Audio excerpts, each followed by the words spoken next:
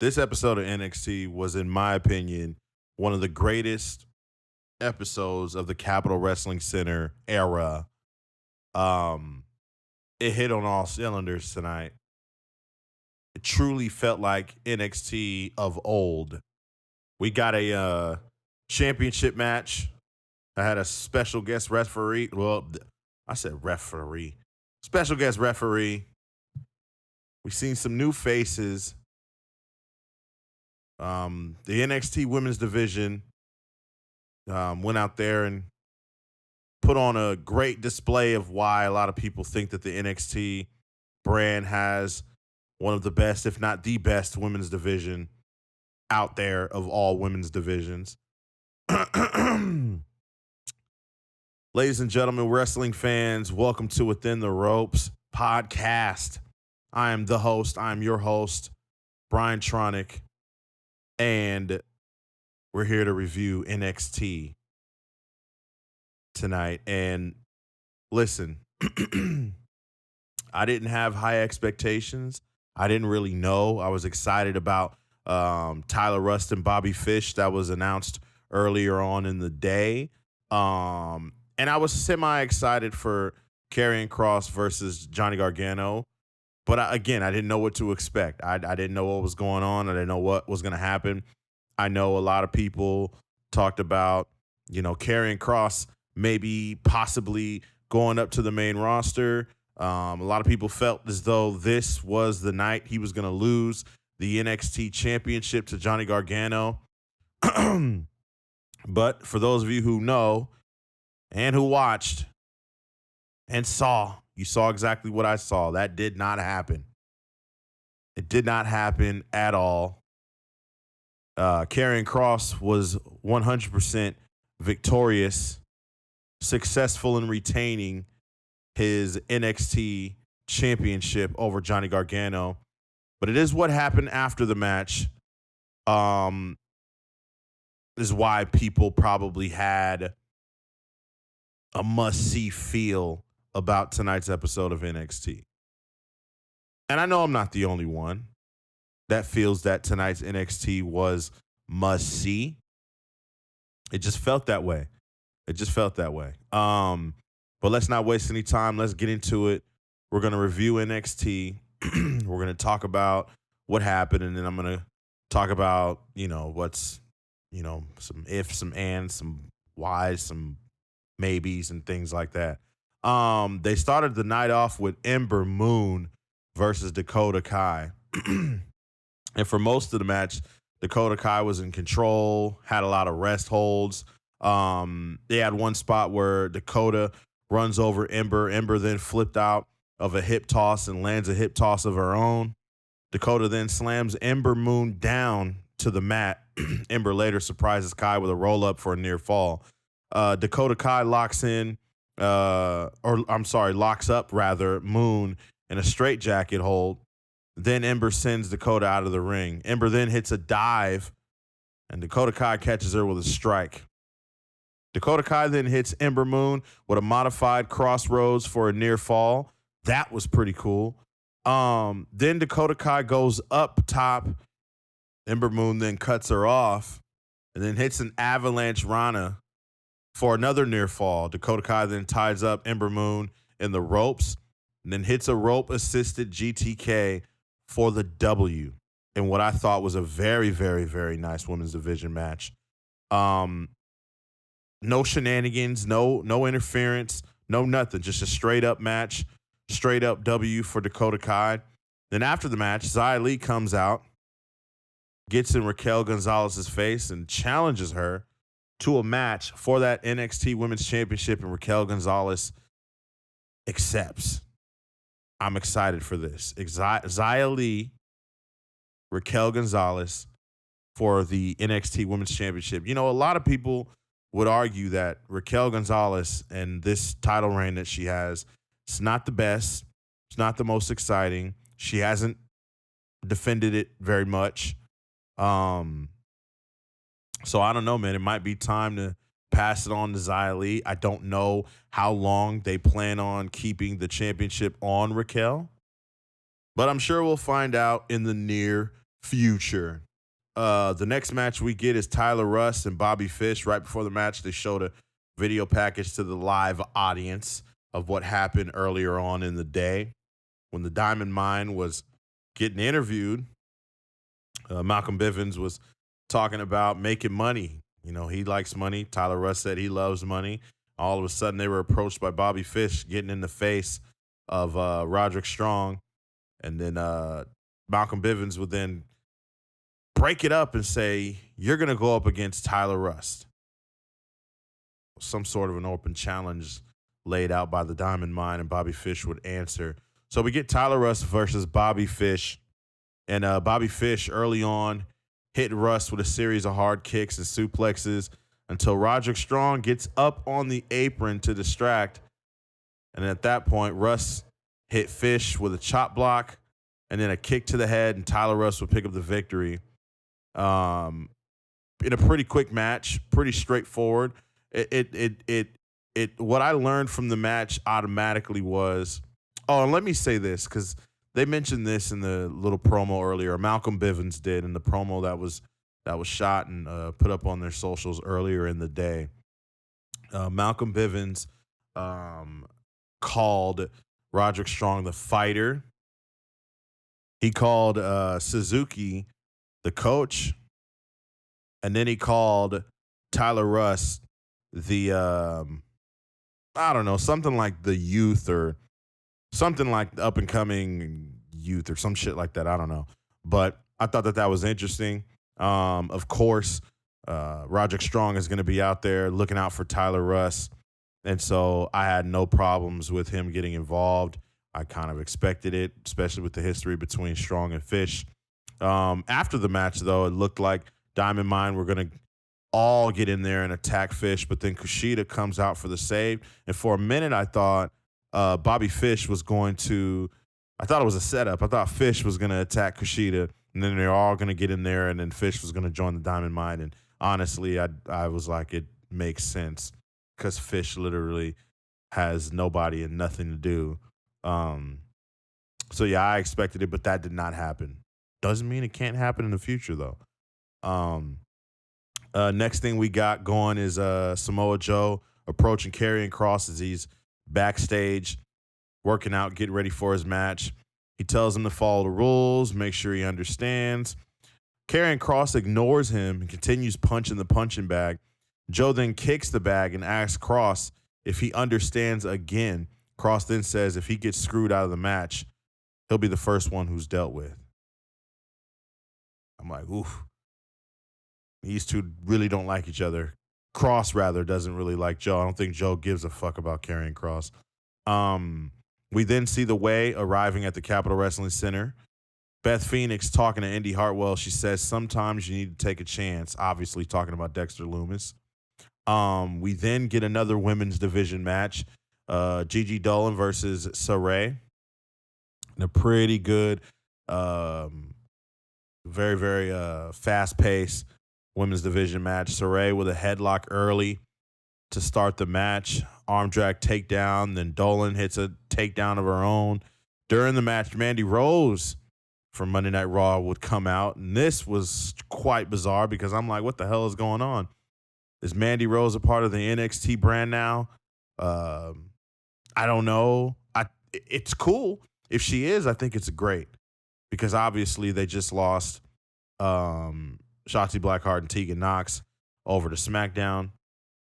So it would be nice if Mandy went over to NXT. However, it does split up Mandy Rose and Dana Brooke, which would then leave a very limited number, if not no tag teams on the Raw brand that would be able to challenge for the WWE Women's Tag Team Championship. So I don't know.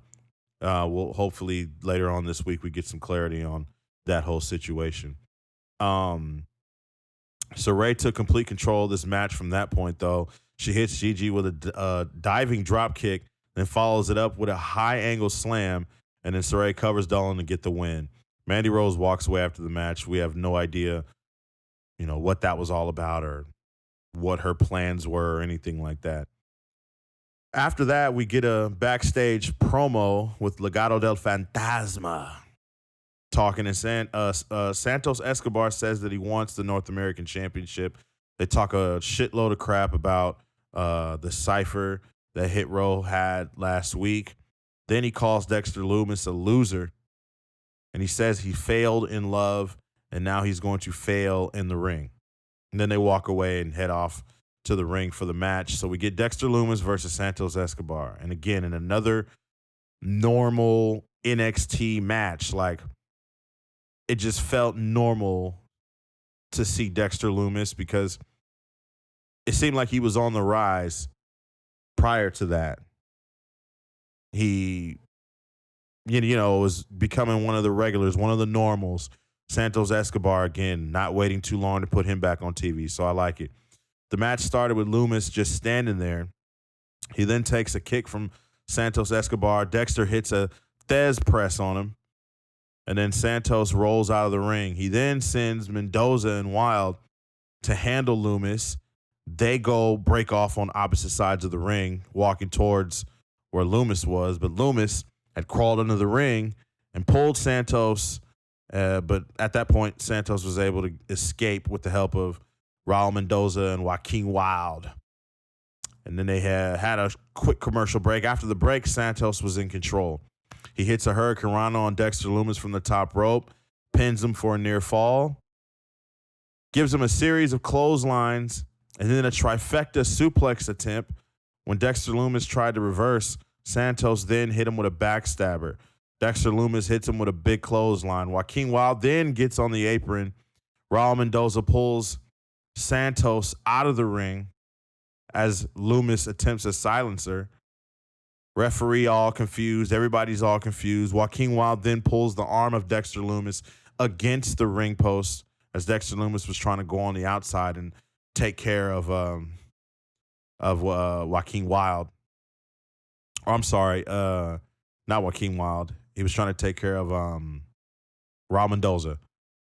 So yeah, he pulled his arm against the ring post.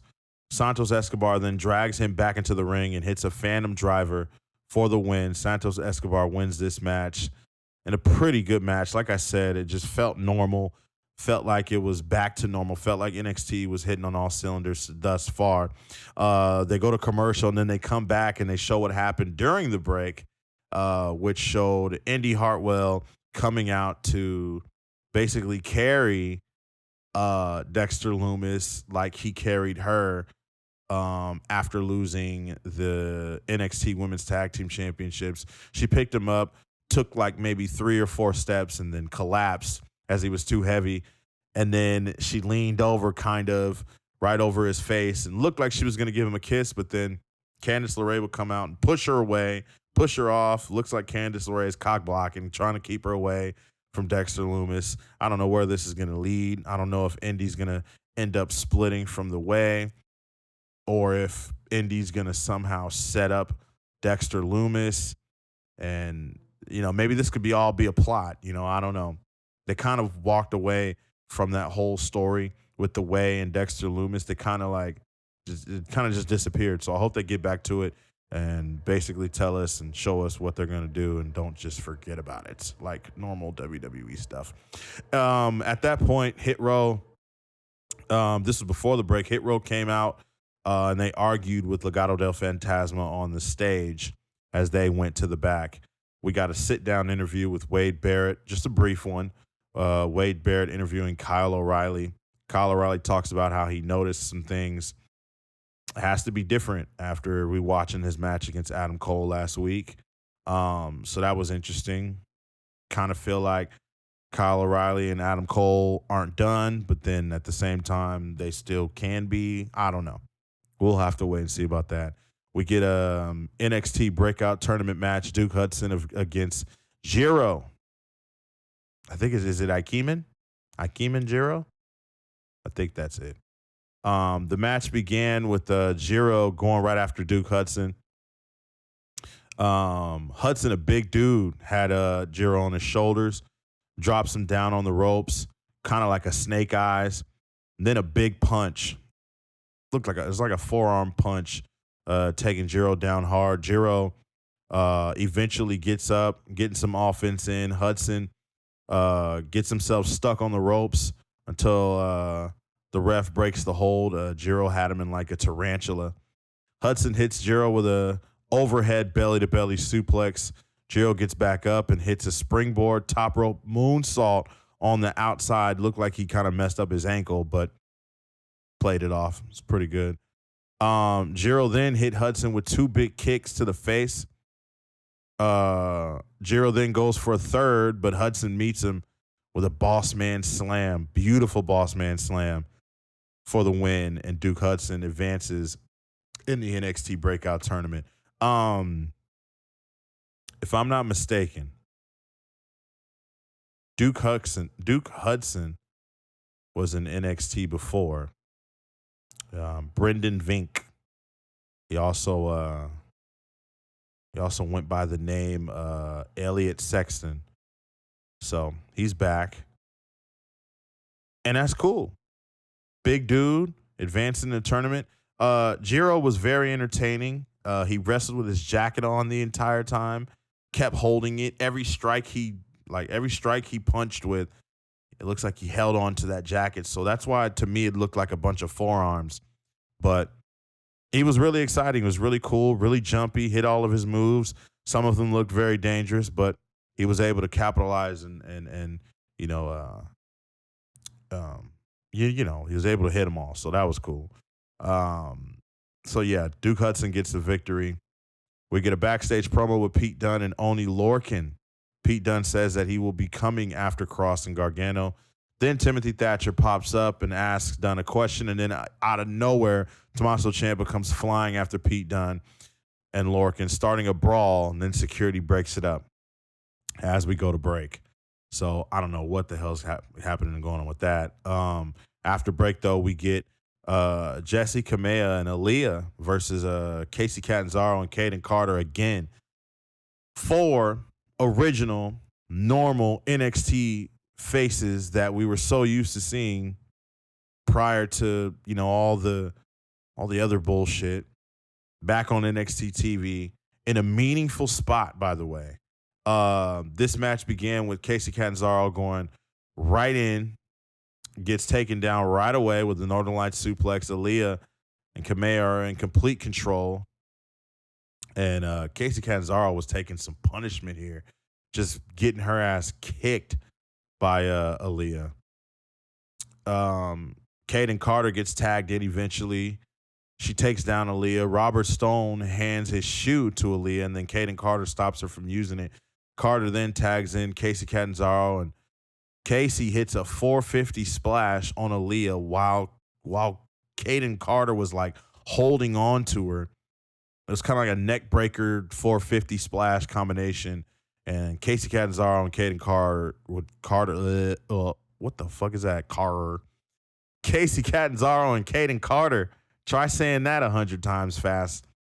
Casey Catanzaro and Kaden Carter would pick up the victory. After the match, though, Aaliyah was fed up. She finally had enough of Robert Stone and the Robert Stone brand, and she attacked Robert Stone just after she screamed at him and said that she made him. She's done everything. Well, I'm not sure if she said she made him, but she was screaming and saying that she's done everything for him. So yeah, she attacked him, and then she got a standing ovation from the crowd at the CWC, and that was nice to see. Me and my wife talk all the time about how we used to watch Aaliyah on a Breaking Ground, and Aaliyah. This is when she was Noomp. And she's been with the company for a long fucking time. And so it's about damn time. And honestly, what better time? You don't have no Shotzi. You don't have no Tegan. You don't have no, I forgot about this. You don't have no Tony Storm. So this is a perfect time to branch Aaliyah off of the Robert Stone brand and let her go on her own and be a star. But what happened after the attack was what was interesting. Frankie Monet comes out and talks to Jessie Kamea as her and Robert Stone are talking as he's trying to gather himself as he's still inside the ring. Kamea then leaves with her, followed by Robert Stone. So at this point, I'm like, is she joining the Robert Stone brand? Is she taking Jessie Kamea, and are they going to do their own thing and leave Robert Stone? I'm like, Robert Stone should just fucking hit up Eva Marie and see if he can get a job with her or something. It could be Eva Marie, Robert Stone, and Doudrop. It could be the Robert Doudrop. Never mind, that was bad.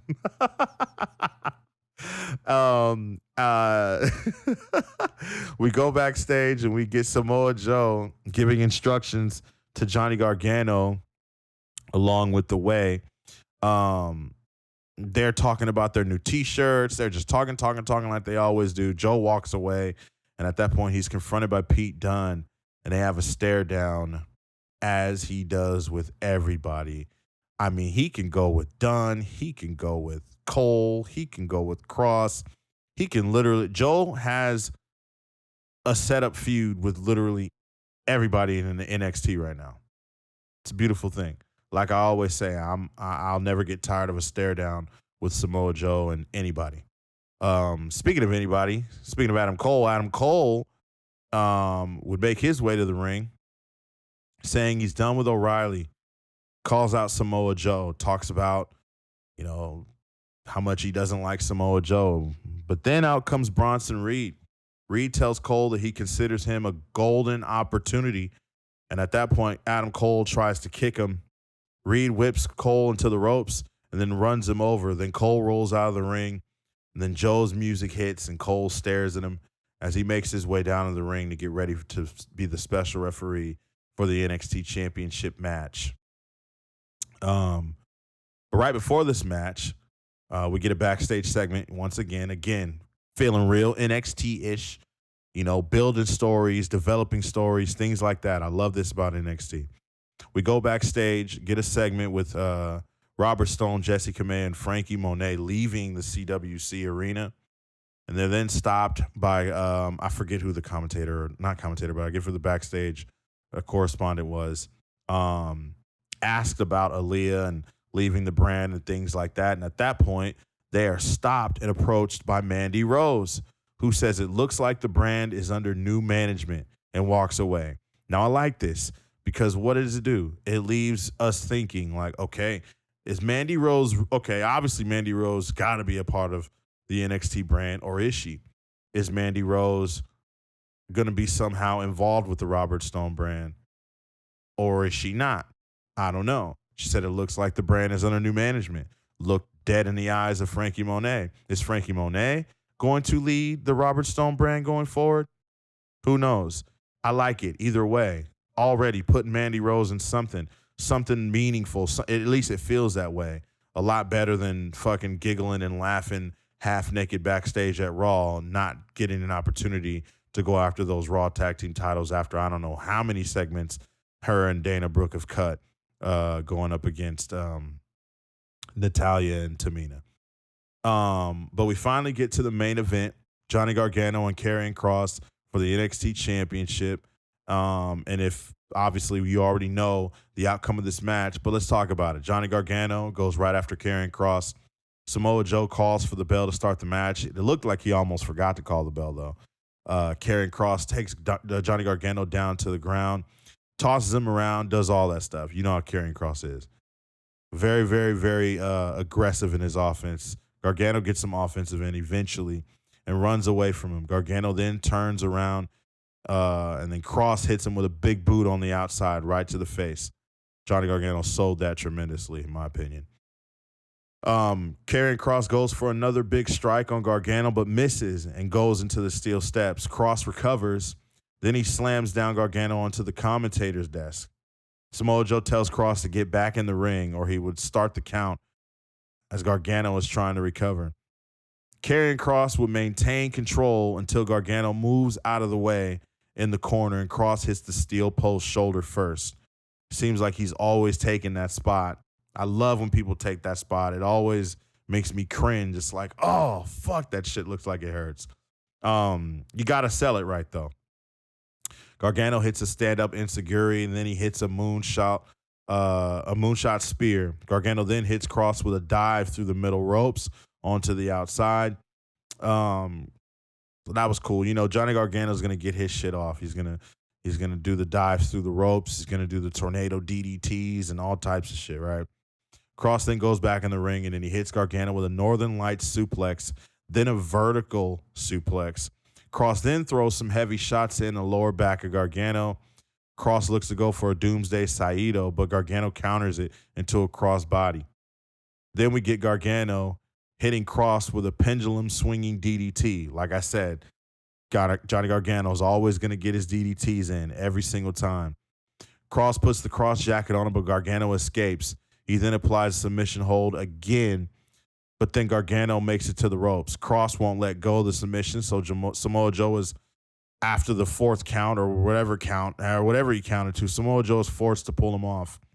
They have a stare down. Kross gets in Joe's face. They have some words. Kross then hits Gargano with three vicious power bombs, and then hits Gargano with a Doomsday Saito. He then pins Gargano and wins the match. And still, the NXT Champion Karrion Kross. Now, again, some of us kind of figured that. If you're watching the match, you should have known, okay, yeah, Karrion Kross is definitely retaining this NXT title, but it wasn't until what happened after the match what made things interesting and something for you to look forward to in the future of NXT, especially if you're a Samoa Joe fan. After the match, Samoa Joe and Karrion Kross have words face-to-face in each other's face. Samoa Joe then turns around to leave the ring. Karrion Kross attacks him and then puts Joe to sleep with the cross jacket. Karrion Kross holds up the championship over a unconscious Samoa Joe body, and NXT goes off the air. Boy, oh boy, am I ready to see Samoa Joe get back in the ring.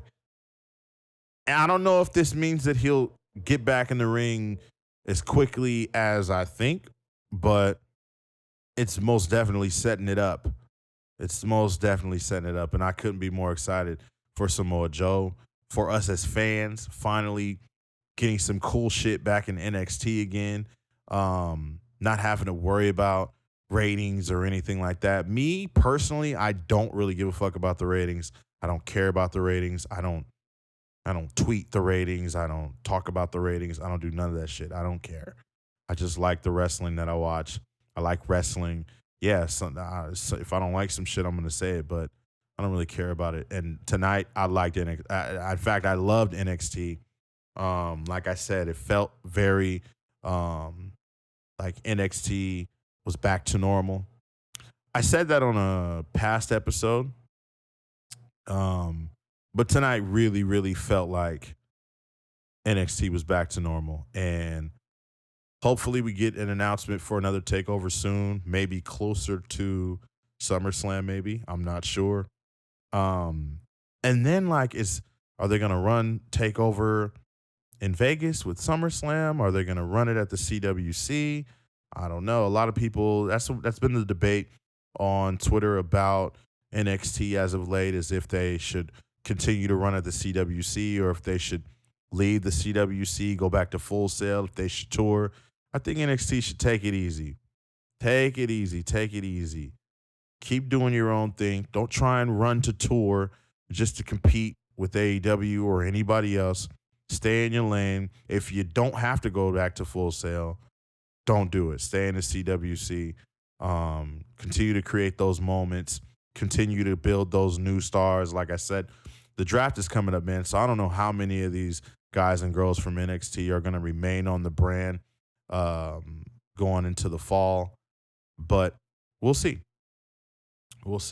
I hope you guys enjoyed NXT. I hope you guys enjoyed listening to the review.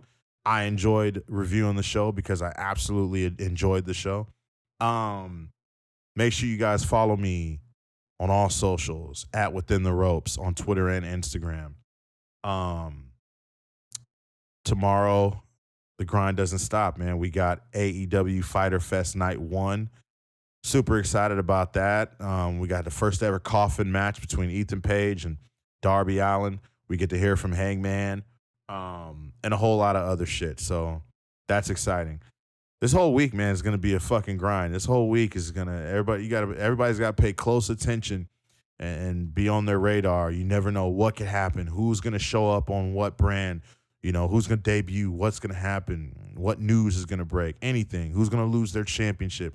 A lot of championships on the line, futures. A lot of people's futures are on the line, everything, man. So I'm excited about this week and this weekend. But yeah, stay tuned, man. I appreciate y'all for tuning in and listening. Again, follow me on the socials at Within the Ropes. Follow my personal page at Brian Tronic. I got some cool things in the works. Soon. I'll be announcing some cool things soon. Also, subscribe to the YouTube page, man. Go to YouTube, type in Within the Ropes Podcast, and hit the subscribe button. Every episode is going to be available on YouTube. So if you're listening on, Apple Podcasts or Spotify or SoundCloud or anywhere that you're listening to your podcast, if you want to make it easier for you, if you like YouTube, or even if you don't listen to it on there, hit the subscribe button. There's going to be some cool things there coming soon. So you don't want to miss out. Subscribe there. Tune in. Sit tight. Because Charlotte Flair is going to become the 14-time women's champion this Sunday. Charlotte Flair is going to become the 14-time women's champion this Sunday. And I don't care what nobody say, because the Queen City is the greatest in-ring and outside the ring women's performer that I have ever seen in my life. She's going to prove it when she destroys and just takes. She's going to wipe the ground. She is going to clean up Fort Worth, Texas with Rhea Ripley on Sunday. I guarantee that. How's that for data? Or what did he say? Take that for data. No, he said, how's that for data?